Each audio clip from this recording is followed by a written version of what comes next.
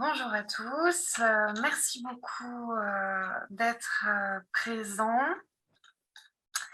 Alors, je regarde où je peux avoir les commentaires. Eh bien, donc, je m'appelle Adrienne Bonnet et je suis la responsable du pôle campagne, plaidoyer et juridique de l'ONG Wellfarm. Comme vous le savez, Wellfarm est une ONG créée en 1994, qui est située à Metz et qui œuvre en faveur de l'amélioration de la prise en compte du bien-être des animaux d'élevage à toutes les étapes de leur vie, que ce soit l'élevage, le transport ou bien encore l'abattage. Nous poursuivons 4 missions. Nous sensibilisons d'abord le public et les professionnels au bien-être animal au travers de nos campagnes. Nous échangeons ensuite avec les professionnels pour les accompagner vers des pratiques plus respectueuses du bien-être animal. Nous recueillons également des animaux dans notre ferme refuge qui ont été victimes de maltraitance dans les élevages, qui s'appelle l'Ardennerie. Et enfin, nous discutons avec les acteurs institutionnels au niveau européen et interne, et nous faisons en particulier partie de la plateforme sur le bien-être animal de la Commission européenne. Nous échangeons avec les députés européens, et c'est d'ailleurs ce qui se passe ce soir. Dès à présent, nous allons pouvoir donc commencer nos échanges avec Caroline Roux, pour discuter de l'actualité très dense qui intéresse les animaux d'élevage en ce moment au niveau européen. Alors, avant de présenter rapidement les sujets que nous allons aborder, souhaitez-vous vous présenter, Caroline Roux? Oui, bonsoir à toutes et à tous. Tout d'abord, oui, je vais me présenter. Donc, je suis Caroline Rose. Je suis élue députée européenne. C'est mon premier mandat, donc depuis 2019, au sein du groupe des Verts ALE. Je partage mon travail dans plusieurs commissions. La commission développement, la commission développement régional, la commission pêche et j'ai fait partie d'une commission d'enquête sur le transport des animaux vivants pendant 18 mois, puisque c'est une commission d'enquête qui a été demandée à la base par le groupe des Verts pour justement pouvoir faire des constats sur ce qui se passe en matière de transport d'animaux vivants. Je dirais que les constats, on en parlera tout à l'heure, sont répétitifs, les infractions sont à répétition. Et bon, je rentrerai dans les détails sur cette commission d'enquête si vous voulez bien tout à l'heure. En tout cas, merci de m'avoir invitée et merci à toutes et à tous d'être là avec nous ce soir. Très bien, merci beaucoup. Alors, je vois que plusieurs personnes se sont connectées. Bonjour Marie, bonjour Gérard, bonjour Marilène, bonjour Sonia. Alors, avant de commencer, je tiens à vous remercier. Vous faites partie de ces malheureusement trop rares députés européens qui agissent vraiment en faveur du bien-être animal et qui soutiennent aussi l'adoption de mesures à même de faire évoluer un peu les choses. Donc, vous êtes aussi impliqués aux côtés des ONG sur le terrain pour aller voir les animaux. Donc, merci pour votre engagement d'abord. Et puis ensuite, merci d'avoir accepté de participer à ce live parce que cela va nous permettre de discuter un peu de l'actualité du moment et des avancées comme des freins qu'on constate à l'intérieur même des enceintes au niveau européen. Alors, globalement, ce soir, on va pouvoir discuter un peu de la stratégie de la ferme à la table, puis nous pourrons aborder la question de la fin des cages, des annonces de la Commission européenne en ce sens, avant de continuer sur la révision du règlement relatif au transport d'animaux vivants, et en particulier le vote du Parlement européen du 20 janvier dernier. Et nous continuerons nous finirons plutôt sur la question de l'arrêt de la castration à vif des porcelets et de notre campagne Stop Castration que vous soutenez. Alors, pour commencer, s'agissant donc de cette fameuse stratégie de la ferme à la table. En décembre 2019, je explique un petit peu le contexte pour que ce soit clair pour tout le monde. En décembre 2019, la Commission européenne a présenté son pacte vert pour l'Europe, dont elle a déduit 5 mois plus tard, en mai 2020, la stratégie de la ferme à la table. Et le but de cette stratégie est d'ériger l'alimentation européenne en norme mondiale en matière de durabilité. C'est la raison pour laquelle la Commission a alors annoncé son intention de revoir toute la législation européenne sur la protection animale.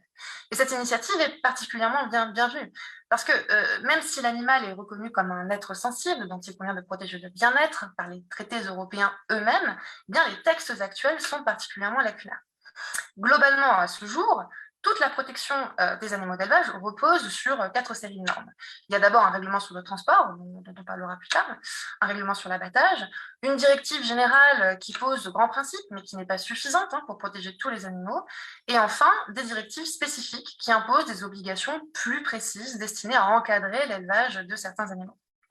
Ce qui fait qu'à ce jour, seul l'élevage de 4 espèces d'animaux est véritablement encadré juridiquement. Il y a les poules pondeuses, les poulets destinés à la production de viande, les porcs et les veaux.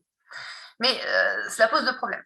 D'abord, ces textes sont assez faibles. Et ça explique notamment qu'en France, par exemple, les poulets peuvent être entassés jusqu'à près de 23 par mètre carré.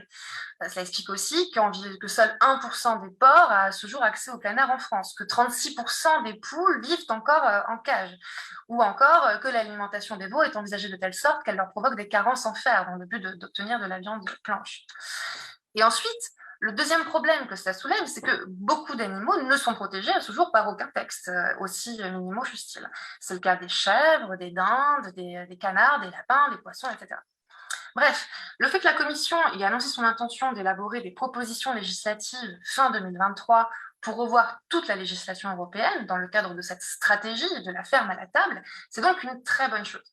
D'autant que les textes actuels, en moyenne, sont vieux de 10 à plus de 20 ans, alors même que les travaux scientifiques se sont multipliés ces dernières années pour montrer que les dispositions actuelles étaient justement très limitées et ne prenaient pas suffisamment en compte le bien-être des animaux d'élevage. Et c'est d'ailleurs dans ce cadre que la Commission a lancé une consultation publique cet hiver. Et d'ailleurs, nous en profitons pour remercier chaleureusement nos membres qui y ont participé. En tout, au sein de l'Union, il y a eu près de 60 000 contributions, dont presque 9 000 pour la France seulement, avec une participation massive des citoyens européens.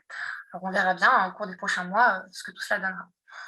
Pour l'heure, en tout cas, on peut se réjouir que le 20 octobre dernier, le Parlement européen a à son tour approuvé la stratégie de la ferme à la table et demandé une révision assez ambitieuse de la législation de la protection animale. Par exemple, le Parlement européen a demandé l'interdiction de la production et de l'importation de l'hormone ECG. Je rappelle que cette hormone est extraite de juments gestantes qui attendent des petits par le biais de saignées et qui sont très douloureuses, voire brutales. Sauf en bio, l'hormone de ces juments est ensuite utilisée chez les femelles d'élevage comme les brebis, les truies, les vaches, pour synchroniser leur période d'ovulation et faciliter ainsi les reproductions, la production de produits laitiers, etc. Et ces saignées n'ont pour l'essentiel pas lieu au sein de l'Union européenne. Elles ont lieu en dehors de nos frontières parce que justement, elles portent atteinte au bien-être animal. Et dès 2017, on a diffusé des enquêtes sur ces pharmaciens en Amérique latine. En novembre dernier, on a montré de nouvelles images, cette fois-ci qui avaient été tournées en Islande, et Hugo Clément en a notamment tiré une vidéo qui a été vue plus d'1 million de fois. Donc il est urgent d'interdire la production de cette hormone et l'importation de cette hormone au sein de l'Union européenne. Mais bref, ça c'était un exemple. Plus largement, la révision de la législation européenne est nécessaire à tous les niveaux, que ce soit au niveau de l'élevage, du transport et de l'abattage. Et donc cette stratégie est bienvenue. Et le fait que le Parlement européen soutienne cette stratégie, pour nous, est une très bonne chose. Et il me semble donc que Madame Roux s'est aussi engagée en ce sens. Alors, pouvez-vous nous faire part un peu de votre sentiment au sujet de cette stratégie de la ferme à la table et de ce vote du 20 octobre dernier ? Oui, bien sûr. Alors, tout à fait. Comme d'abord, vous l'avez dit, c'est une stratégie de la Commission européenne qui annonce un certain nombre d'initiatives que va prendre la Commission européenne, dont celle de la révision de la législation en matière de bien-être animal. On a essayé de répondre à plusieurs enjeux parce qu'il y a les enjeux biodiversité, climat, santé humaine, santé animale et bien-être animal. Alors, c'est vrai que la stratégie Farm to Fork de la ferme à la fourchette, elle est cruciale aujourd'hui pour mettre notre système alimentaire en cohérence avec les objectifs du Green Deal et la lutte contre le dérèglement climatique. Et cette stratégie, elle passera nécessairement par la fin de l'élevage industriel, puisque l'élevage représente plus de 14% des émissions de gaz à effet de serre dans le monde, selon la FAO. Et puis, on a 40% des terres cultivées qui le sont pour nourrir le bétail. On a la problématique de l'importation de soja pour nourrir les animaux. de l'élevage industriel qui contribue directement à la problématique de la déforestation, hein, quand on voit la problématique de l'Amazonie. Et puis, de par la mission d'enquête et les actions de terrain que j'ai menées, puisque c'est vrai que j'ai besoin d'aller sur le terrain pour faire remonter ces informations et d'avoir des images qui ne sont pas toujours très sympathiques, on voit que l'élevage industriel, il conduit à des souffrances immenses chez les animaux, que ce soit pendant l'élevage, le transport ou l'abattage. Aujourd'hui, on sera amené à privilégier d'autres formes d'élevage qui soient respectueuses pour le climat, pour l'environnement et qui seront aussi plus gratifiantes pour les éleveurs, parce qu'on entend certains groupes politiques qui disent oui, mais alors vous n'aimez pas les éleveurs, mais non, pas du tout, il faut les accompagner et ce sera beaucoup plus gratifiant aujourd'hui pour les éleveurs. Bon, j'avoue qu'il y a aussi le fait d'agir pour réduire la consommation des produits animaux. Pour nous, la stratégie qu'on a votée, elle va dans le bon sens. On va sur cette révision des règles en matière de bien-être animal, donc d'ici 2023. Et je pense qu'on a une occasion. On a réussi avec cette stratégie de la ferme à la fourchette. Et je pense qu'au minimum, on doit sortir des pratiques les plus cruelles comme l'élevage en cage, le transport des animaux non sevrés, dont on parlera tout à l'heure. Et vraiment, c'est une étape. Et ça a été une belle étape pour cette révision. Merci beaucoup. Oui, oui, effectivement, c'est une très belle étape.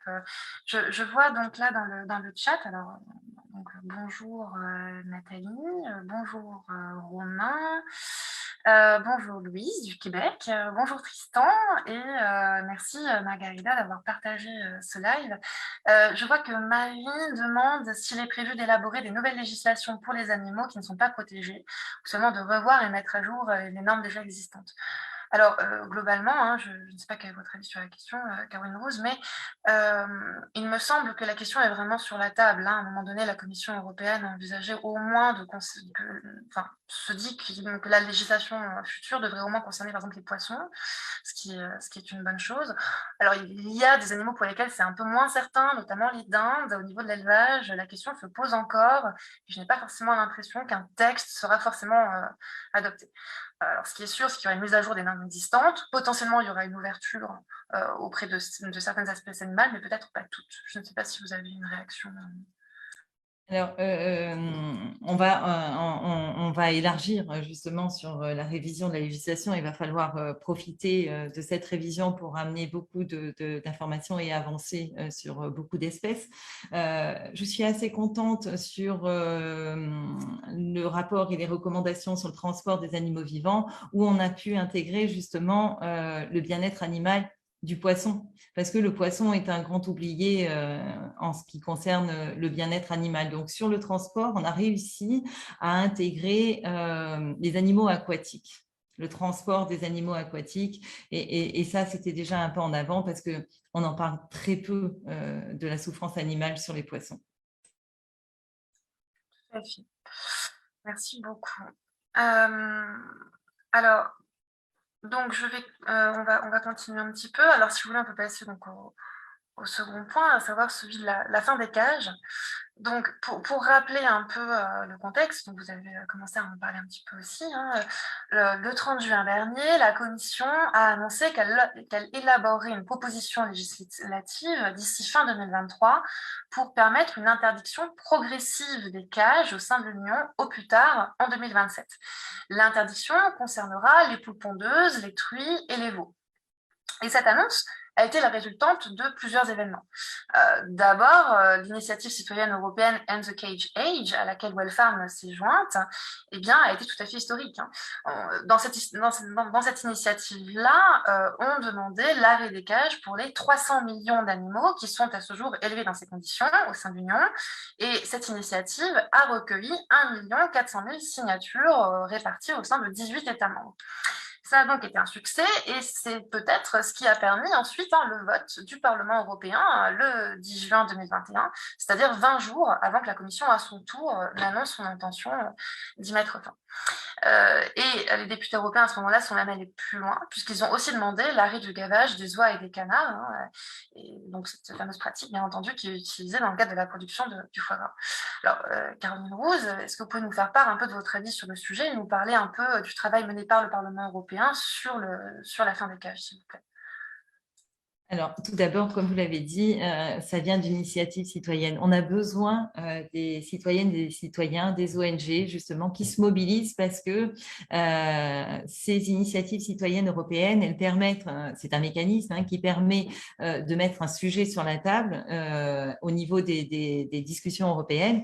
Comme vous l'avez dit, il y a eu 1 400 000 signatures. Donc, le minimum, c'est d'avoir 1 million de signatures, mais venant de 7 pays différents. Donc, comme je disais, c'est le fruit du travail des associations, des citoyennes et des citoyens. Et c'est vrai que ça a été une mobilisation inédite sur le sujet. 300 millions d'animaux aujourd'hui sont élevés dans des cages dans l'Union européenne. C'est une aberration, puisque des alternatives existent. Il y a des chercheurs qui ont montré, on a ces poules pondeuses, ces cochons, ces lapins, ces canards et ces oies, ça va être bon pour le bien-être animal, ça va être bon pour les agriculteurs, pour la santé. Il n'y a pas très longtemps, il a fallu abattre, c'est juste un exemple, par rapport à l'élevage en cage, il a fallu abattre plus d'1 million de visons élevés en cage parce qu'ils avaient attrapé le Covid et qui risquaient d'être à l'origine des mutations graves. Ça fait partie d'une des raisons pour lesquelles, à un moment donné, il faut arrêter cet élevage en cage. Et puis, il y a cette concentration d'animaux dans les cages, comme vous l'avez dit, au mètre carré.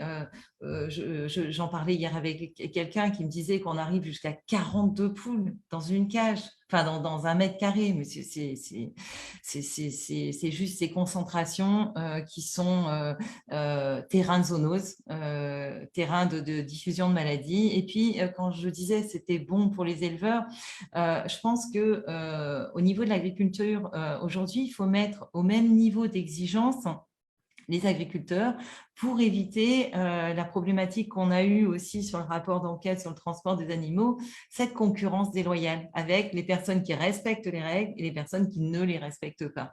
Donc, on arrive à des situations qui sont complètement aberrantes, en fait. Et puis, alors nous, on veut une interdiction européenne pour éviter des situations de concurrence déloyale, pour faire de l'élevage hors cage. Et puis, faire de l'élevage hors cage, c'est…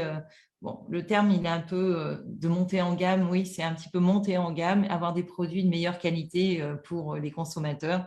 Dans l'agriculture bio, je disais tout à l'heure qu'il y avait des alternatives qui existaient, que les chercheurs l'ont montré. Dans l'agriculture bio, les cages, elles sont interdites pour la grande majorité des espèces.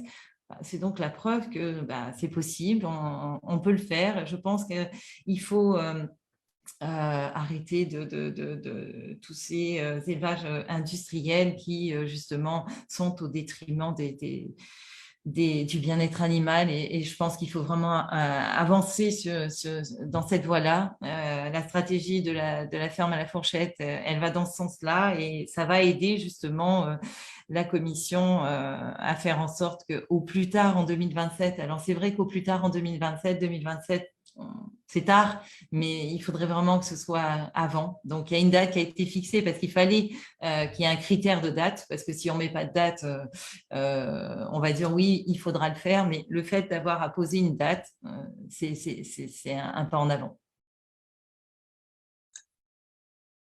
Alors, tout à fait. Donc, je vois dans le chat là qu'il y a eu plusieurs questions.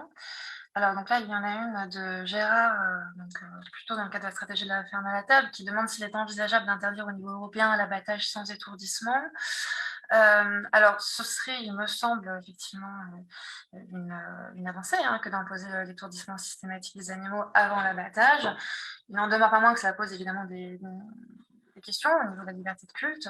C'est la raison pour laquelle à Wellfarm, on demande l'étourdissement réversible, à tout le moins, hein, c'est-à-dire que cela permettrait de s'assurer que les animaux sont inconscients à ce moment-là et donc qu'ils n'éprouvent pas de douleur, tout en respectant aussi la liberté de culte. Donc on espère que ce type de mesure, un jour en tout cas, pourra avoir lieu. Alors, à quand la fin du transport d'animaux vivants vers les pays tiers? Ça, je vous propose, Caroline Rose, qu'on en parle juste après. Alors, Marilène, on notera que le ministère de Normandie est inexistant quant à la diminution des souffrances des animaux dits de rente. Comment les délégués européens peuvent-ils mettre la pression, sachant que la France stagne à cause des lobbies FNSEA? Alors, je ne sais pas si vous avez une réaction vis-à-vis de cela. Alors, par rapport au ministère de l'Agriculture, je vous répondrai sur la question du transport des animaux vivants. Ce qui s'est passé justement hier, on était devant le ministère de l'Agriculture et de la Pêche suite à de non-réponses que Julien de Normandie et une autre personne rattachée au ministère ne nous a pas donné. Donc, on est allé demander des comptes. Donc, on met pression sur le ministère. On a réussi à avoir un rendez-vous le 14 février par rapport à nos demandes, mais c'est vrai qu'il faut mettre une pression, un premier courrier, un second courrier, tout ça restait sans réponse. À un moment donné, il faut réagir et la réaction qu'on a eue hier, c'est de se rendre à Paris et d'aller devant le ministère avec une banderole demandant un entretien. On a réussi à avoir un rendez-vous au 14 février. C'est quand même très très bien. Alors, donc Gérard est d'accord, hein, il dit que ça fait du bien de l'entendre de la part des politiques et donc qu'on n'est pas assez nombreux et merci à vous. Alors, Gérard aussi soulevait ce point, il dit il ne faut pas se leurrer, passer des cages individuelles à des cages en collectif pour le gavage. Pareil pour les veaux en batterie, ce ne sont pas des avancées, mais un contournement obtenu par la filière pour continuer à élever en cage, ne soyons pas dupes. Alors, il est vrai que la question donc, de la fin des cages, pour l'instant, au niveau de la Commission européenne, enfin, en tout cas, la Commission, le 30 juin dernier, s'est engagée à élaborer une proposition législative pour mettre fin aux cages pour les poules pondeuses, les truies et les veaux. Il est vrai cependant que la question demeure pour d'autres animaux. Donc pour les poulettes, les poulets reproducteurs, les lapins, les cailles, les canards et les oies, la Commission, là, a annoncé qu'elle attendait que l'Autorité européenne de sécurité des aliments, l'EFSA, donne d'abord son avis sur le sujet, avant éventuellement d'envisager la fin des cages pour ces animaux aussi. Alors, est-ce que vous pensez, Caroline Rose, qu'il y a une vraie volonté politique au niveau de l'Union européenne d'élargir effectivement la fin des cages à tous les animaux ou pas vraiment? Je dirais qu'aujourd'hui, il y a de tels lobbies et de telles puissances de lobbies qui font pression. Moi, j'espère que la Commission européenne sera ambitieuse pour 2023 pour justement remettre les choses aux normes et faire en sorte que le bien-être animal soit enfin respecté. Il y a, lors de la dernière plénière à Strasbourg, dans mon intervention auprès de la commissaire, je disais maintenant, il faut réagir par rapport à la révision de la législation de 2023. Sa réponse a été j'en fais personnellement une de mes priorités. Ben, on va voir, on va lui mettre la pression à elle aussi. J'ai bien entendu ce qu'elle a dit, donc je reprendrai ses propos dès qu'il le faudra et on lâchera rien au sein des Verts. En tout cas, on lâchera rien parce qu'on est mobilisés, on est plusieurs à être mobilisés et on continuera dans ce sens. Bien, merci beaucoup. Alors, j'ai une dernière question sur la fin des cages, parce que je suis assez surprise parfois de comment dire, la différence d'avancée des États membres sur cette question. Par exemple, l'Autriche a déjà légiféré en faveur de la sortie des cages, donc la France, elle, est à la traîne, puisqu'il y a très peu, puisqu'il y a beaucoup d'animaux effectivement qui sont élevés en cage, notamment ces fameux 36% de poules pondeuses, et globalement, elle est actuellement au 18e rang européen sur la question. Alors que Emmanuel Macron avait annoncé au début de son mandat que d'ici 2022, aucun œuf pondu par des poules élevées en cage ne serait vendu en France. C'est concrètement un échec. Alors, des tentatives ont effectivement été entreprises. Il y a la loi Egalim de 2018 qui prévoyait d'interdire la mise en production des nouveaux bâtiments d'élevage de poules en cage et celle des bâtiments existants qui seraient réaménagés. Mais le ministère devait produire un décret pour que cette interdiction ait effectivement lieu. L'an dernier, on a soutenu un recours qu'on a gagné pour obliger le ministère à effectivement élaborer ce décret. En décembre dernier, le décret a été publié, mais il permet encore, par exemple, de rénover à l'identique les cages. Donc la France ne cesse de freiner pour interdire les cages, alors même qu'il y a certaines avancées au niveau européen. Alors je me pose la question suivante, qu'est-ce que vous pensez de la position de la France, voire de ses représentants au niveau du Parlement européen ou dans d'autres instances sur le sujet? Est-ce que vous estimez qu'ils sont proactifs ou globalement c'est un peu plus compliqué? Alors, je dirais qu'aujourd'hui, la France, elle se cache toujours derrière l'Union européenne pour ne pas faire mieux, alors que c'est possible. Bon, on a aujourd'hui la présidence française au sein de l'Union européenne. On nous annonce plein de choses. Je crois qu'aujourd'hui, il faut que les législations européennes, elles s'appliquent dans tous les pays. C'est pour ça qu'il faut des législations européennes, mais il faut que les États membres arrêtent de se cacher derrière l'Union européenne pour ouvrir le parapluie et de dire bah oui, mais c'est pas notre faute. Nous, on a déjà fait ça. Mais voilà. Tout à fait, je suis bien d'accord. Alors, si vous voulez, on peut maintenant passer à la question du transport d'animaux vivants et donc du vote du 20 janvier dernier. Alors, pour rappeler encore un peu, au sein de l'Union européenne, ce sont en moyenne 1 milliard de volailles et plus de 40 millions de moutons, bovins, chèvres, porcs qui sont transportés vivants chaque année. Les animaux sont donc transportés soit entre États membres, ou alors ils sont exportés à destination des pays tiers.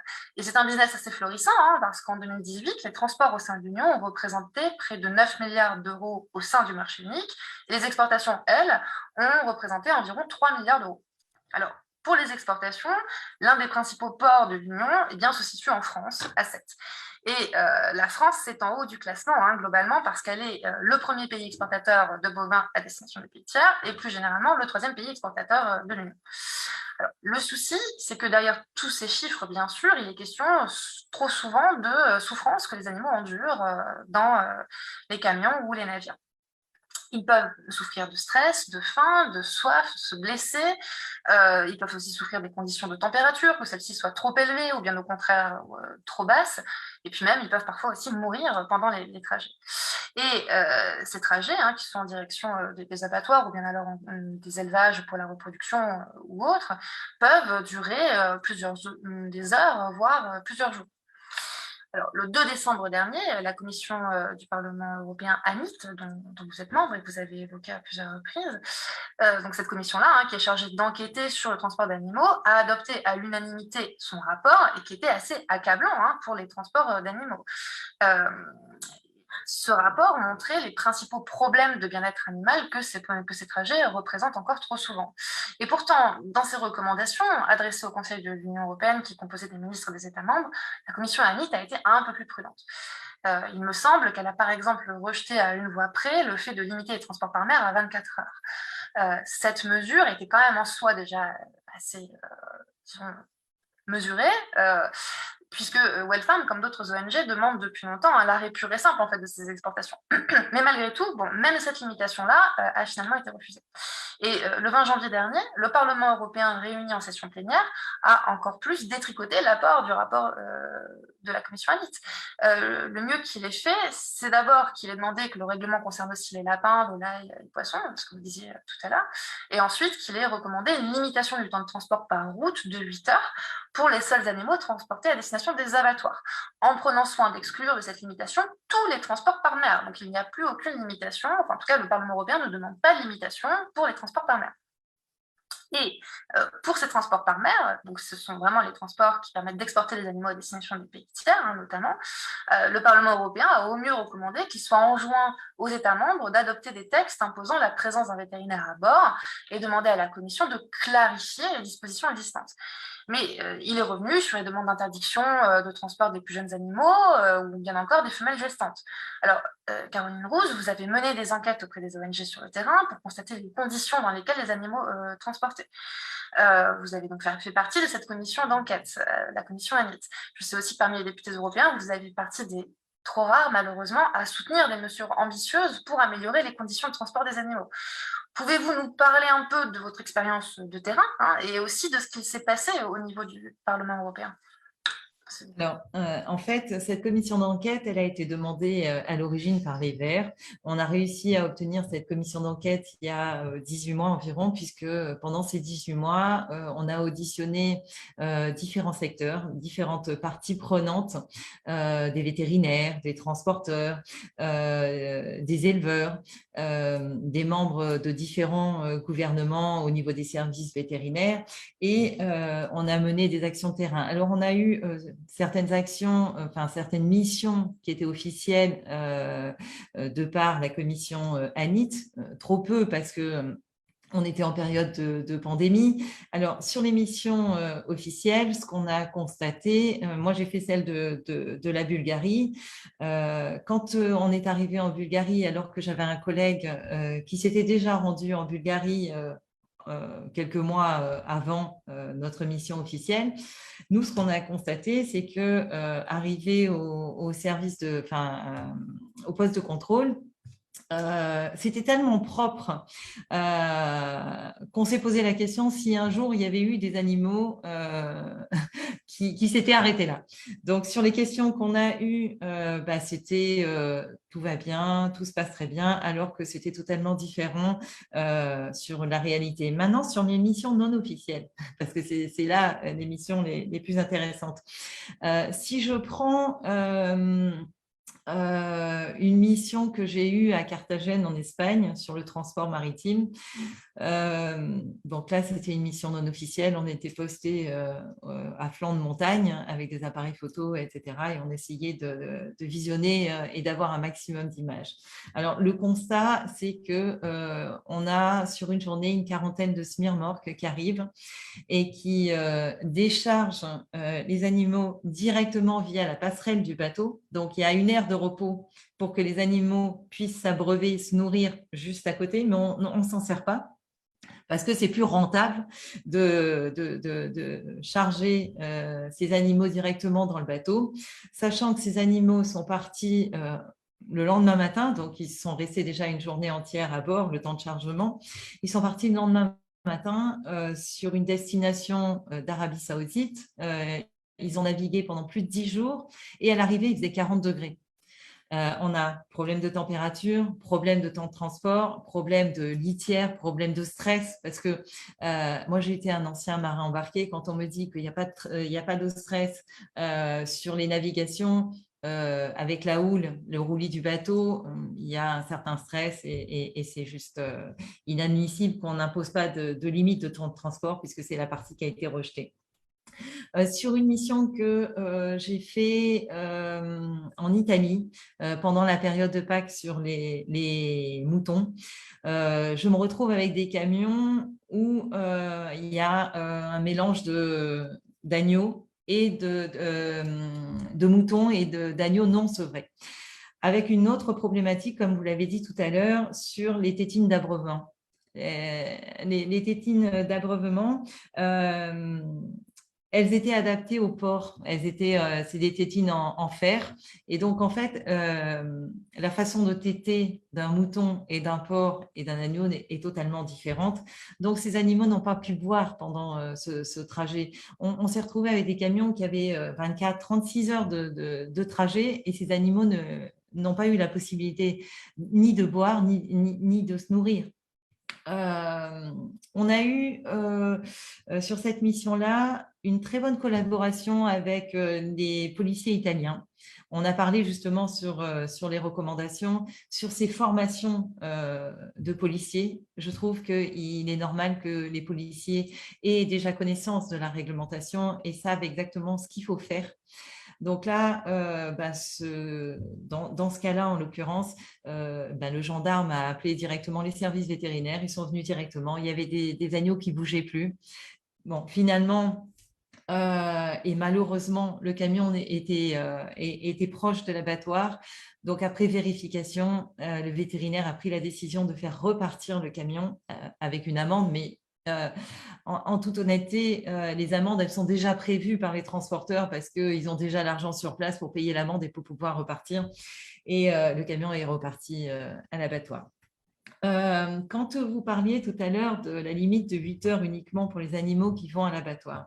Alors, nous, on voulait une limite de transport de 8 heures pour tous les animaux et quelle que soit leur destination parce que les animaux qui vont à l'abattoir, moi, j'avoue que j'ai un problème sur les veaux, par exemple, nés en France, qu'on retrouve ensuite transportés jusqu'à Carthagène en Espagne dans des fermes d'engraissement, qui ensuite, une fois qu'ils sont engraissés, remontent dans un bateau pour partir dans des pays d'Arabie Saoudite. C'est pour ça que nous, on demandait les 8 heures, toutes situations confondues. Et c'est pour ça que sur tous ces rapports qu'on a vus, parce que comme j'ai dit, mon intervention en commission disait que le rapport, comme vous l'avez dit, il a été voté à la majorité. Tout le monde a fait le même constat. Tout le monde a vu les mêmes images. Tous les députés présents dans la commission d'Anit ont vu la même chose. Et malgré le fait qu'on vote ce rapport, au niveau des recommandations, on vote pour ces recommandations. Pour moi, ce n'est pas possible de voter pour ces recommandations parce qu'on a certes quelques avancées, des contrôles plus stricts, plus fréquents. On a quelques avancées sur la présence des vétérinaires à bord sur le transport maritime, mais ce n'est pas suffisant. Si on accepte ces recommandations, pour moi, c'est de dire, finalement, on se contente de ça. Et pour moi, c'était juste pas possible. Puis j'ai fait d'autres missions et puis je repars la semaine prochaine refaire une autre mission parce que même si la commission d'enquête, elle est terminée de par le vote de ces recommandations, je veux continuer à faire ces missions pour ramener justement ce qui se passe encore sur le terrain parce que quand je reviendrai de cette mission la semaine prochaine, c'est sur des animaux non sevrés, je remonterai encore l'information et je ne vais pas m'arrêter là parce que pour moi, il faut mettre pression sur la commission. Elle nous a dit en plénière que c'était sa priorité. Il faut qu'elle en fasse vraiment sa priorité et que la législation sur le bien-être animal soit vraiment revue en 2023, mais revue avec une ambition et pas seulement quelques petites avancées sur le texte des recommandations. Oui, alors, complètement. Et alors justement, vous parliez tout à l'heure de la question de la formation des gendarmes, mais c'est vrai qu'elle est assez cruciale.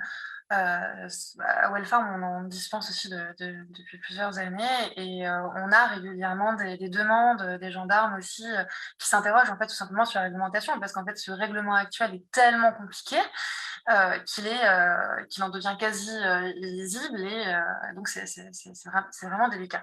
Alors on a élaboré en 2015 une brochure pour clarifier un peu les dispositions, etc. Donc et on a régulièrement des demandes d'envoi à des brigades entières parce que en fait voilà, il y a vraiment un manque de formation là-dessus aussi. Donc on essaie d'y pallier comme on peut, mais ce n'est pas évident. Puis alors tout à l'heure là, ce que vous racontiez notamment de votre expérience en Italie, ça m'a fait penser à quelque chose. On a eu un témoignage d'un gendarme qui, pour le coup, comme celui que vous avez rencontré, avait été formé. Parce que celui-ci, en fait, a arrêté un camion et il s'est aperçu que le conducteur n'était plus du tout en état de conduire. Le problème, c'est que s'il l'a arrêté véritablement, il fallait bien déposer les animaux quelque part, en sécurité, etc. Et il n'y avait pas d'endroit à proximité pour le faire. Donc, il y a parmi les questions que soulève le règlement actuel, il y a aussi la question du maillage territorial, en fait, des postes de contrôle, des centres où les animaux peuvent suffisamment se reposer, etc. Et à ce jour, il n'y en a pas suffisamment, il n'y a pas suffisamment de moyens qui sont mis en œuvre vraiment pour parer à ces situations d'urgence, en fait. Et bref, donc, pour en revenir à cette histoire-là, eh bien, ce gendarme, finalement, a dû laisser partir le conducteur, alors qu'il n'était pas du tout en état de conduire, uniquement pour les animaux, parce que sinon, ça allait être vraiment tout compliqué pour eux, quoi. Je rebondis sur ce que vous avez dit par rapport à la formation. un autre cas que j'ai eu sur Blancafort, parce que je me suis rendue à l'abattoir de Blancafort à plusieurs reprises, justement pour vérifier l'arrivée des camions avec les cages. Justement, on a vu des infractions à répétition et je suis allée à la rencontre des gendarmes où je leur ai dit, mais est-ce que vous pouvez contrôler le camion? Et on m'a dit, non, non. J'ai dit, mais pourquoi vous ne voulez pas contrôler le camion? J'avais le texte de la réglementation. Ils ne connaissaient pas le texte de la réglementation 1.2005. Donc, il était difficile pour eux d'aller contrôler le camion. Donc, bon, ils étaient là plus en sécurité parce qu'on était sur place, etc. Mais ils n'avaient pas connaissance de cette réglementation et je pense que c'est une grosse lacune. Sur Blancafort, ça a été aussi une autre mission, si je peux intervenir sur cette mission. C'est pareil, on est sur un abattoir avec des camions qui arrivent où là, en l'occurrence, c'était des dindes où on a la législation dit que l'animal doit pouvoir se tenir debout avec un espace suffisant au-dessus de la tête pour une ventilation. La première fois que je me suis rendue à Blancafort, on a été reçu par le directeur de l'abattoir qui nous explique que chacun interprète les mots à sa façon. Voilà, c'était ces termes. Et le vétérinaire qui était à l'abattoir, puisqu'ils ont un vétérinaire en permanence à l'abattoir, qui fait partie de la DPP, n'a pas voulu nous parler et a dit par l'intermédiaire de quelqu'un, oui, de toute façon, ce n'est pas ce qui est écrit dans la réglementation. Donc, on avait la réglementation avec nous, on a fait lire, et c'est là qu'il m'a répondu, les mots, chacun interprète les mots à sa façon. Donc, on a quand même ces problématiques. Et suite à ça, suite à Blancafort, on a auditionné justement au niveau de la France, et c'est pour ça qu'hier, j'étais devant le ministère de l'Agriculture, une personne du ministère, du cabinet, qui nous a dit qu'elle suivait le dossier de Blancafort, que la réglementation en ce qui concerne le transport allait être remis aux normes, remis à jour, qu'il y avait une procédure d'infraction qui avait été donnée à l'abattoir, sauf qu'on est retourné il n'y a pas très longtemps, je crois que la procédure d'infraction, apparemment, elle était donnée jusqu'au 30 septembre. On est retourné juste après, c'était les mêmes cages, les mêmes camions, il ne s'était rien passé. Suite à ça, on a fait les 2 lettres en question à Julien de Normandie qui ne nous a pas répondu, et c'est pour ça qu'hier, on était devant le ministère de l'Agriculture pour avoir ces réponses-là, et d'où le rendez-vous du 14 février. Voilà, c'était pour ça. Et vous avez parlé aussi tout à l'heure du port de Sète. Je me suis rendue au port de Sète à l'improviste, où j'ai essayé de rentrer et ça n'a pas été possible de rentrer. Donc, je me suis mis en hauteur parce qu'il y a un point de vue où on arrive à voir certaines choses.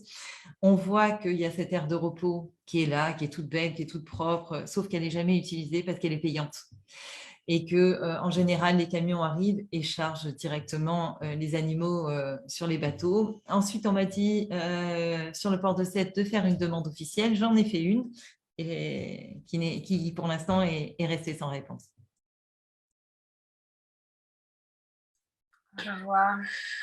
Écoutez, je vous dirais bien que je souhaite que vous ayez une réponse, mais disons que je vais croiser les doigts pour que vous en ayez une. Alors, on a eu pas mal de commentaires. Alors, donc Gérard, on attend beaucoup de vous, Madame la députée, car les avancées ne pourront se faire qu'avec des lois au-delà des actes éthiques de consommation des citoyens. Donc, comme diminuer la consommation de viande ou favoriser les élevages plein air. Alors, Gérard souligne aussi que les bovins sont parfois transportés 29 heures. Donc, il demande s'il est envisageable de revoir cette durée. Que c'est 19 heures pour les animaux non sevrés, donc on marche sur la tête, que la réglementation européenne sur les transports de longue durée favorise les négociants, le marché économique et surtout l'énorme souffrance des animaux. Alors, donc, bon, globalement, oui, hein, effectivement, de toute façon, déjà au niveau des traités européens, il y a une logique d'économie sociale de marché qui prime notamment sur l'impératif de préserver le bien-être animal au sein de l'Union européenne. Donc, ce qui fait que de toute façon, toutes les normes, y compris le règlement sur le transport, sont envisagées même légalement à travers ce prisme très de rentabilité économique, en fait, de libéralisme européen. Mais bon, bref, donc 29 heures sans aucun arrêt pour les bovins. Est-ce qu'il est possible de revoir cette durée? Eh bien là, le Parlement européen, le 20 janvier dernier, a demandé de limiter à 8 heures les transports d'animaux à destination des abattoirs. Donc bon, peut-être que ça pourra un peu évoluer. Et 19 heures pour les animaux non sevrés. Alors tout à l'heure, vous évoquiez la question des animaux non sevrés. Caroline Rousse, peut-être que vous voulez répondre là-dessus. Alors, nous, on avait demandé l'interdiction des animaux non sevrés. Aujourd'hui, on en est à limiter de 50 km pour les veaux de moins de 4 semaines. On n'a aucune limite après 4 semaines et aucune limite pour les autres animaux non sevrés tels que les agneaux et les porcelets. Donc, pour nous, ça a été une grosse déception. Et pareil sur les femelles en gestation, où on a une limite de trajet de 4 heures pour les femelles pendant le dernier tiers de la gestation et pas d'interdiction. Donc, pour nous, ça a été une grosse déception. Et c'est pour ça, au niveau des recommandations, que pour moi, c'était inconcevable d'aller de l'avant et de voter pour ces recommandations. Mais bon, on va dire que les élections arrivent, les élections européennes, on est sur 2024. Il faut vraiment, je pense qu'aujourd'hui, les citoyennes et les citoyens, ils sont conscients et je pense que il y a des voix qui s'élèvent sur le bien-être animal. Les députés européens, ils ont reçu de nombreux mails et de nombreux messages avant le vote des recommandations. Et je pense qu'avant les élections européennes, ils seront encore plus sensibles aux arguments des citoyens. Ça fonctionne puisqu'il y a 3 États membres, l'Allemagne, le Luxembourg, le Pays-Bas, qui ont déjà demandé l'interdiction des exportations vers les pays tiers. Alors, il y a d'autres pays qui, je pense, vont les rejoindre, mais voilà, je pense qu'il faut continuer à mettre une pression et aller plus loin pour que justement le texte adopté aille plus loin sur la protection des animaux pendant le transport. Et c'est un gros combat que mènent les écologistes. C'est pour ça que on est très attentif sur les élections de 2022 et c'est dans notre programme au niveau des élections de 2022 et c'est un combat que je mènerai de toute façon. Voilà. Et je ne lâcherai pas ce combat sur le bien-être des animaux. Alors, Marilène parle du constat de cadavres de bovins et de moutons qui ont été retrouvés échoués car jetés en mer. Alors effectivement, hein, ça arrive encore trop souvent parce que les animaux meurent sur les navires. En fait, ils ne savent pas quoi en faire. Il y a aussi un problème de manque de contrôle. Donc, ce qui fait que les animaux sont effectivement, enfin, les cadavres sont effectivement jetés en mer. Parfois, après avoir pris soin de leur retirer la boucle d'identification pour être sûr qu'on ne puisse pas retracer le tout. Et tout cela, malheureusement, le fait de jeter des animaux, des cadavres d'animaux en plein mer, bien évidemment, c'est complètement illégal. Hein. Donc, c'est fait notamment en mer Méditerranée, au mépris notamment de la convention de Marpol, qui interdit complètement ces pratiques. Mais bon. Alors, Marie Waniowski, du coup, vous remercie pour votre engagement et elle dit qu'il faut lever le voile sur ces pratiques. Gérard déplore qu'il n'y a pas assez de contrôle, que ce n'est malheureusement pas une question prioritaire pour les États. Donc, il demande aussi s'il faudrait une brigade indépendante de contrôle. Je pense qu'il faudrait peut-être, parce que les gendarmes en soi, s'ils sont suffisamment formés, peuvent aussi effectuer un certain nombre de contrôles et des DPP aussi. Bon, après, la question, c'est le renforcement des contrôles, la clarification des dispositions existantes et l'adoption de mesures aussi vraiment ambitieuses, en fait, pour améliorer les conditions de transport. Alors, Sonia dit que c'est important que ça bouge. Il faut absolument que les animaux soient protégés contre cette cruauté qui subit depuis bien trop longtemps. Et on est bien d'accord avec vous. Alors, Tristan demande comment expliquez-vous ce vote décevant du Parlement européen? Est-ce que vous avez un avis sur la question? Comment vous expliqueriez ce vote décevant? Sur la commission ANIT, on est sur une commission très, on va dire, conservatrice, si on peut dire ça comme ça, avec justement des personnes qui défendent l'agro-industrie. Donc, si aujourd'hui ces recommandations, elles sont passées, je pense qu'il y a eu énormément de pression des lobbies par rapport à ces députés qui déjà à la base ne défendent pas, défendent l'agro-industrie plutôt que le bien-être animal. Et quand vous parliez tout à l'heure aussi des animaux jetés par-dessus bord. On a eu un témoignage assez poignant d'une vétérinaire qui est partie sur un bateau et qui a eu à opérer des animaux malades en cours de route, etc., qui nous expliquait cette problématique, d'où l'importance de limiter les temps de transport maritime. Tout à fait. Alors, donc je prends une dernière question de Gérard et puis après on va peut-être passer au dernier point de notre discussion. Alors, est-ce que la réglementation européenne sur le transport continue de s'appliquer jusqu'à la destination finale et en pays tiers? Alors, arrêtez-moi si je me trompe, hein, mais il me semble qu'il y a un arrêt de la Cour de justice qui impose, pour les transports de longue durée, normalement, il faut que le transporteur ait un carnet de route, donc qui décrive les conditions dans lesquelles les animaux sont transportés. Et cette Cour de justice a estimé qu'il fallait que le carnet de route soit réaliste et permette de penser que les animaux seront soumis à ce règlement européen et donc aux normes européennes jusqu'à leur destination finale, y compris dans les pays tiers.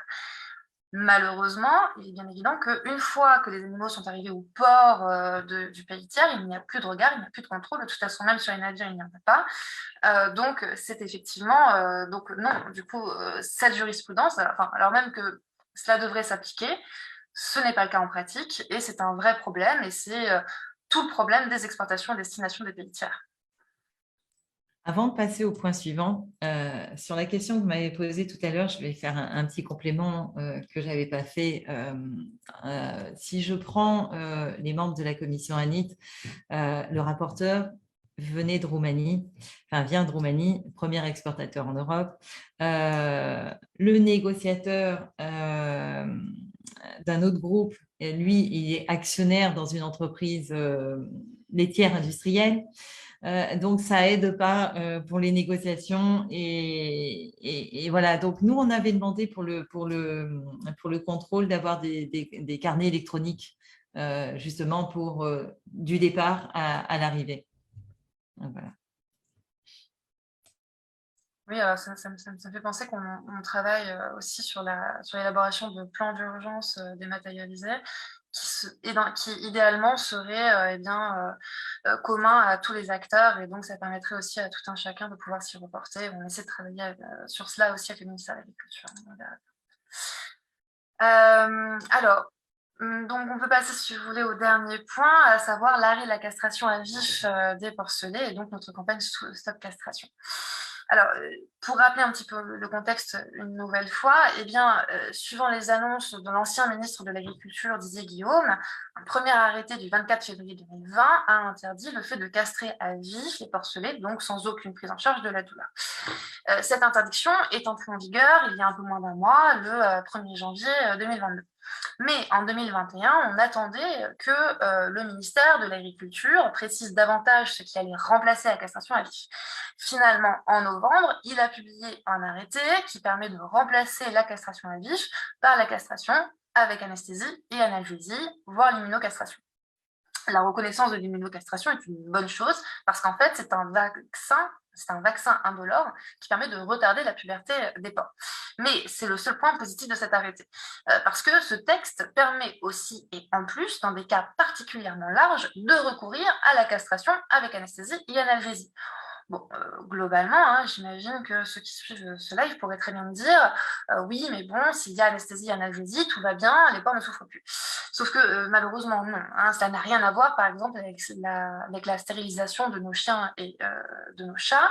En élevage, aucun protocole d'anesthésie ou d'analgésie n'existe à ce jour en France pour prendre en charge complètement la douleur infligée aux porcs. Donc, ce sont 9 millions de porcs qui sont à ce jour castrés en France dans de grandes souffrances. Et en l'état actuel des textes, malheureusement, cela risque assez peu de changer. Alors, chez Welfare, nous nous mobilisons depuis des années contre les mutilations infligées notamment aux porcs. Et en novembre dernier, on a donc lancé notre campagne Stop Castration pour demander l'arrêt complet de la castration. On recommande, à titre de mesure alternative, que les animaux soient élevés entiers, donc sans être castrés, ou à défaut qu'ils soient immunocastrés, donc qu'on leur injecte ce fameux vaccin indolore. Alors, on a une pétition qui peut être signée sur stopcastration.fr où il est aussi possible de demander un kit militant avec des tracts et un goodie pour diffuser ce message le plus largement possible. L'an dernier, on a multiplié les échanges avec les professionnels de la filière et on a multiplié aussi les interpellations auprès du ministre Julien Denormandie, qui sont malheureusement assez restées lettres mortes. Le constat est le suivant. Alors, il y a certes de plus en plus de professionnels qui se tournent vers l'élevage de mâles entiers. Et Marie, qui est chargée de campagne et plaidoyer, était d'ailleurs en live hier sur Instagram avec l'éleveur du meilleur cochon du monde, dans le Jura, qui expliquait qu'en plus d'élever ces animaux en plein air, de manière respectueuse, en bio, il ne castrait pas non plus ses porcs. Mais le problème, c'est qu'on continue de demander l'arrêt de la castration parce que justement, cette mutilation continue d'être pratiquée à grande échelle. Et malheureusement, les efforts du gouvernement sont particulièrement insuffisants pour mettre un terme définitif à cette mutilation. Alors, Caroline Rose, vous nous avez soutenus dans cette campagne. Le 10 novembre dernier, donc 6 jours à peine après le lancement de notre campagne, on a diffusé une vidéo où vous manifestiez votre soutien à notre campagne. Est-ce que vous pouvez nous faire part de votre avis sur le sujet ? Vous l'avez bien expliqué, moi je vous rejoins totalement, d'autant plus que on voit que ça marche, comme je l'ai dit tout à l'heure sur la fin de l'élevage en cage, on voit que ça se passe correctement sans les cages en bio et ça fonctionne pareil via l'éleveur que vous avez rencontré et ce que vous avez expliqué tout à l'heure. Moi je vous soutiens totalement et je continuerai à vous soutenir totalement par rapport à ça. Si je peux vous aider aussi par rapport à la lettre morte de Julien Denormandie, je me ferai un plaisir d'intervenir encore une fois par rapport à ça, il n'y a aucun souci. Mais je vous soutiens totalement sur cette démarche. À un moment donné, sur la souffrance animale, je pense qu'il faut passer le cap et arrêter cette mutilation. Et si, moi, je pense qu'aujourd'hui, on a besoin de ces signatures, de cette pétition pour qu'on avance dans le bon sens et qu'on arrête cette souffrance auprès de ces porcs. Adrienne, vous nous entendez? Ça y est, désolé. Ah, ben voilà. On a eu un souci technique. Voilà, donc j'ai fait patienter les personnes en leur disant j'espère qu'elle va revenir. Donc voilà, tout va bien. Merci beaucoup. Je vous en prie. Merci beaucoup, les aléas du direct. Hein, là, clairement, c'était tout à fait ça. Donc, oui, donc on parlait de votre soutien à notre campagne. Et donc, effectivement, vous me disiez que bien, pour vous, c'était quelque chose qui devait être tout à fait arrêté. Alors, donc, simplement, le règlement européen sur l'élevage des porcs de 2008 interdit théoriquement que des blessures inutiles ou des mutilations soient infligées aux porcs. Mais il pose en fait de nombreuses dérogations qui permettent de multiples mutilations et il permet donc de castrer les porcs, mais aussi de leur couper partiellement la queue, de leur mêler les dents, etc. Alors, Caroline Rose, du coup, est-ce que vous pensez que la future législation, permise par la stratégie de la ferme à la table, justement, permettra d'interdire ces mutilations et en particulier la castration? Est-ce que c'est inenvisageable, selon vous? Je ne peux pas dire que c'est inenvisageable. Maintenant, je ne peux pas m'avancer aujourd'hui sur ce qui sera fait en matière de révision de cette législation. On poussera le sujet puisque je vous ai soutenu. C'est un sujet qu'on mettra sur la table aussi parce qu'il faut le mettre en avant. Il n'y a aucune raison pour lesquels ça ne doit pas avancer.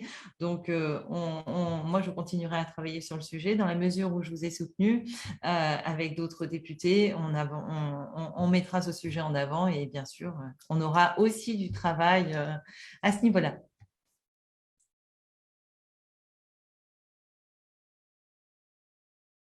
Très bien. Écoutez, merci beaucoup pour votre soutien jusqu'au bout. Alors, j'ai une dernière question, puis après, on pourra clore. Alors, on a constaté que les pays européens n'étaient pas à égalité s'agissant de la castration des porcs. Ainsi, au Royaume-Uni et en Irlande, respectivement, ce sont 100% et 90% des porcs qui sont élevés entiers, donc sans avoir été castrés. En Espagne, alors que c'est le plus gros producteur en Europe de porcs, on est à 86% de porcs élevés entiers. Je précise cependant là-dessus que pour certaines productions espagnoles, la castration et même la castration à viche est encore pratiquée. C'est le cas, par exemple, de la charcuterie Pata Negra ou bien alors du jambon Serrano. Mais bref, au global, sur la question de la castration, les chiffres sont donc meilleurs qu'en France. Ce sont en effet, je le rappelle, 9 millions de porcs qui sont castrés chaque année, ce qui représente 75% du nombre total de porcs en France. Alors, Caroline Rouse, est-ce que vous avez une idée des raisons qui pourraient justifier ce décalage entre États membres, et est-ce que les députés européens vous semblent plus ou moins à l'écoute de ce sujet en fonction de leur nationalité, ou alors est-ce que plus généralement, vous avez l'impression que les députés européens d'un pays en particulier sont en fait plus engagés sur le bien-être animal de manière générale? Je pense que dans certains pays, si je prends le sujet de la Roumanie tout à l'heure, c'est un pays qui exporte énormément. Forcément, la problématique, elle va arriver par rapport à chaque pays. En fait, en Roumanie, ça ne va pas être pareil qu'en France, qu'en Belgique, etc. J'avoue que c'est pour ça qu'il faut une réglementation et une législation qui soit européenne, qu'on ait des normes bien homogènes parmi tous les pays et qu'on mette une pression aux États membres pour qu'elles respectent ces législations. Il est absolument anormal qu'il y ait un pays qui aille de l'avant et qu'un autre pays, en l'occurrence, ne respecte pas la législation. Donc, oui, il y a des pays qui sont à la traîne et ça va faire partie des choses pour lesquelles on va devoir se battre pour faire appliquer cette législation au niveau européen, mais qu'elle soit normalisée. Très bien, merci beaucoup. Alors, donc, Judith vous dit un grand merci à Madame Rose pour votre engagement. Sonia vous dit bravo, on est avec vous, donc merci beaucoup. Bien, écoutez, moi, je vous remercie, Caroline Rose. Je remercie aussi toutes celles et tous ceux qui nous ont suivis durant ce live. Moi, je vais vous dire à mercredi prochain, le 9 février, puisque avec d'autres ONG, nous allons parler de notre campagne Engagement Animaux 2022, qui est notre campagne où nous parlons des engagements des candidats aux élections présidentielles sur la protection animale. Et puis, donc, je vous invite à suivre, bien sûr, les pages de Wellfarm sur Facebook, Instagram, LinkedIn, à vous inscrire à notre newsletter et à signer, bien sûr, notre pétition sur stopcastration.fr. Juste un petit mot, moi je voulais vous remercier à toutes et à toutes pour votre présence et de dire que vous avez dit bravo, vous êtes avec moi, mais on a besoin de vous, on a besoin des citoyens engagés, on a besoin de ces mobilisations de citoyens, des ONG, donc nous avons besoin de vous. Merci en tout cas à toutes et à tous. Merci beaucoup. Au revoir.